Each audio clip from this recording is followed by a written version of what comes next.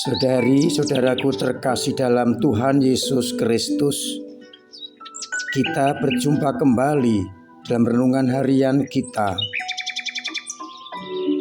Kamis 26 Januari 2023. Hari ini kita peringati Santo Timotius dan Titus Uskup. Timotius dikenal sebagai rekan kerja dan pendamping terpercaya Santo Paulus dalam perjalanan misinya. Ia lahir di Listra, sebuah kota di Asia Kecil. Ayahnya kafir, sedangkan ibunya beragama Yahudi. Bersama ibunya Eunike dan neneknya Lois, Timotius bertobat dan menjadi Kristen pada saat Santo Paulus pertama kali mengunjungi Likuania.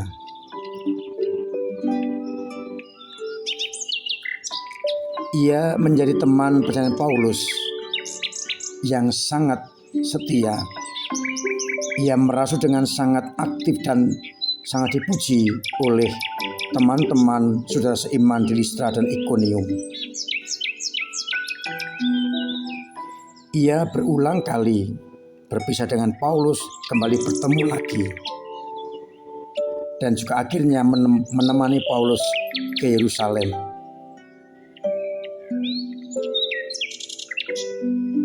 Ia juga diberi surat oleh Santo Paulus untuk meneguhkan perjuangannya.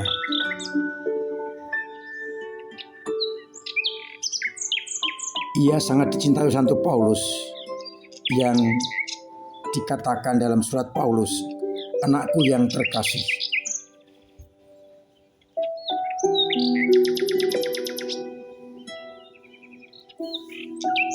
Ia sebagai uskup di Efesus tidak lepas dari penganiayaan dan akhirnya dibunuh dengan kejam pada tahun 97. Selain Timotius, Titus juga rekan kerja Santo Paulus yang sangat setia juga berasal dari Antioquia di Asia Kecil. Ia lahir dari keluarga kafir. Karena berkat kewartaan Paulus bertobat dan menjadi orang Kristen yang aktif dan dalam karya pewartaan Injil. Ia juga menemani Paulus ke Yerusalem untuk menghadiri konsili mengenai hukum Musa. Ia juga diutus oleh Paulus ke Korintus dan meneguhkan iman di sana mengenai bahaya membahayakan iman. Karena jasa-jasanya itulah Paulus mengangkat Titus menjadi uskup di Kreta. Ia diminta untuk meneruskan karya Paulus di Kreta. Kita bersyukur atas dua orang uskup ini yang gigih mempertahankan iman agar iman gereja dan iman umat tidak melenceng. Saya mengajak untuk merenungkan sabda Tuhan yang diambil dari Injil Lukas bab 10 ayat 1-9 yang berbicara mengenai banyaknya tuaian tapi sedikit panggilan. Yesus mengutus 70 murid dan mengutus mereka berdua-dua mendahulunya di setiap kota dan desa yang hendak dikunjunginya dengan pesan, tuaian memang banyak, tapi pekerjaannya sedikit.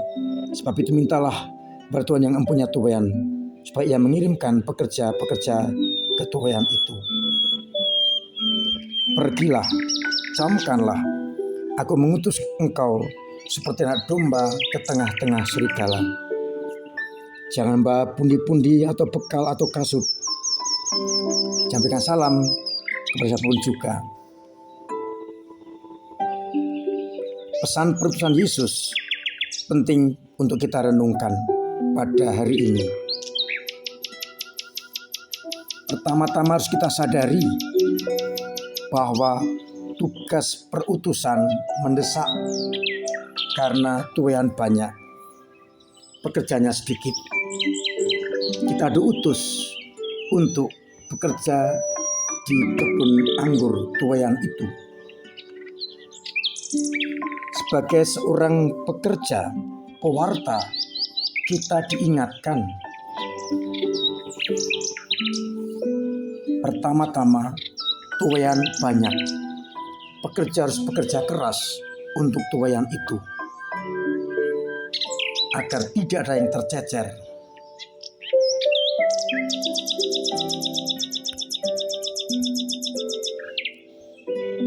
Yang kedua, kita diingatkan Yesus mengutus kita, para pekerja, seperti anak domba ke tengah-tengah serigala. Bisa kita bayangkan bila ada anak domba masuk ke tengah kerumunan serigala, apa yang terjadi? Ancaman jiwa. Artinya kita diutus bukan ke tempat-tempat yang enak, yang nyaman, tapi tempat-tempat yang sulit, tempat yang membahayakan, penuh risiko. Tapi kita harus ingat bahwa yang mengutus kita akan menyertai kita. Kita tidak perlu takut. Kita tidak mundur berhadapan dengan tantangan-tantangan itu, sekalipun itu kematian.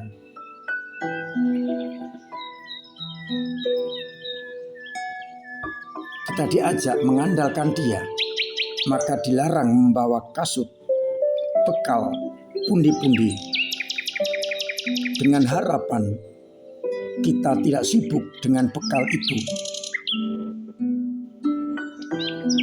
Yang kita andalkan bukanlah bekal, pundi-pundi atau kasut. Yang kita andalkan adalah Dia yang mengutus kita. Dia akan memberikan kekuatan kepada kita.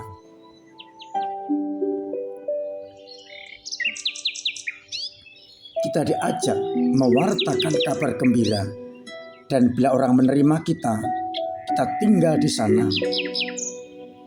Tapi bila tidak, kita pergi.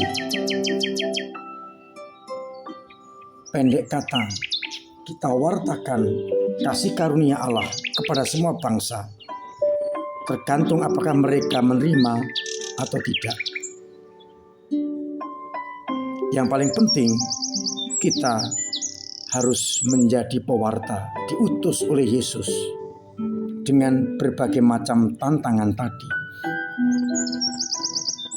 Oleh karena itu kita sadari di tengah dunia ini pun kita bagikan anak domba di tengah-tengah serigala yang setiap saat bisa mengancam hidup kita. Tapi kita yakin kita akan dijaga oleh Sang Gembala abadi. Tuhanlah gembalaku, takkan kekurangan aku. Kita tidak perlu takut, tidak perlu mundur. Asalkan kita berani mengandalkan Dia di atas segala-galanya. Kalau kita sudah mengandalkan Dia, apapun juga tidak perlu kita takuti, karena Dialah gembala kita yang menjaga kita. Semoga kita semakin sadar bahwa kita sebagai orang-orang Kristiani pengikut Kristus mendapat tugas perutusan pergi mewartakan Injil Kerajaan Allah. Namun kita diingatkan tantangan, hambatan, perjuangan harus kita lakukan. Karena kita selalu diincar seperti domba di tengah-tengah serigala. Namun kita yakini Sang Gembala utama menjaga kita dan tidak membiarkan dombanya dibinasakan. Maka mari lewat hidup dan karya-karya kita wartakan Kristus yang bangkit, Kristus yang lemah lembut dan cinta kasih, agar akhirnya semua orang melihat kehidupan kita, bertobat, beriman, dan diselamatkan. Tuhan memberkati kita sekalian. Amin. Marilah kita berdoa. Bapa yang penuh kasih, kami bersyukur karena kami Kau angkat menjadi anak-anak-Mu, dan kami Kau sadarkan untuk tugas perutusan. Jagai kami, bimbing kami, agar hidup karya-karya kami menjadi bentuk perutusan yang paling nyata. Jauhkan rasa takut dari kami, namun kuatkan semangat pewartaan kami di tengah-tengah dunia ini, agar kami sungguh-sungguh menjadi anak-anak-Mu. Kami berdoa untuk umat-Mu yang sedang sakit, semoga Engkau sembuhkan. Yang punya beban berat Engkau ringankan. Yang punya persoalan Engkau urai. Yang punya persoalan dengan ekonomi Engkau bantu dengan cara masing-masing. Biarlah mereka tetap mengalami kasih karunia-Mu.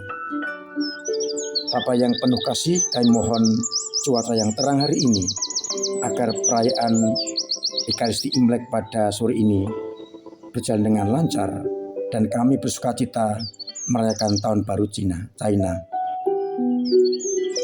Dan semoga Engkau senantiasa membimbing, memberkati kami semua, Bapa dan Putra dan Roh Kudus. Amin. Saudara-saudara terkasih, kami ingatkan agar tetap menjaga protokol kesehatan, hidup sehat, dan juga makan sehat, makanan yang sehat. Pakai masker, cuci tangan, booster kedua, agar kita terbebas dari virus corona. Saya ingatkan nanti sore jam 5:30 kita akan mengadakan misa nuansa Imlek, dan kemudian lanjutkan dengan pertunjukan barongsai. Saya tetap mengundang semuanya, dan di saat gembira ini kita bagikan angpo kepada anak-anak kita, dan juga nanti angpo untuk kita berikan makan kepada barongsai, agar para pemain bisa bersukacita mendapatkan angpo-angpo itu.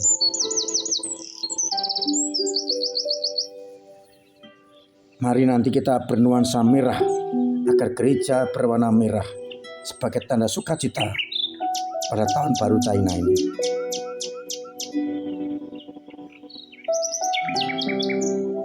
Kita doakan supaya tidak hujan, cuaca baik, menggembirakan semua orang. Sama-sama mengajak untuk kontribusi kita bagi gereja, termasuk pembangunan gedung serbaguna yang semakin mendekati akhir. Semoga uluran tangan panjenengan semakin mempercepat pembangunan gedung serbaguna. Akhirnya saya mengucapkan selamat pagi, selamat merenungkan, salam sehat, Tuhan memberkati.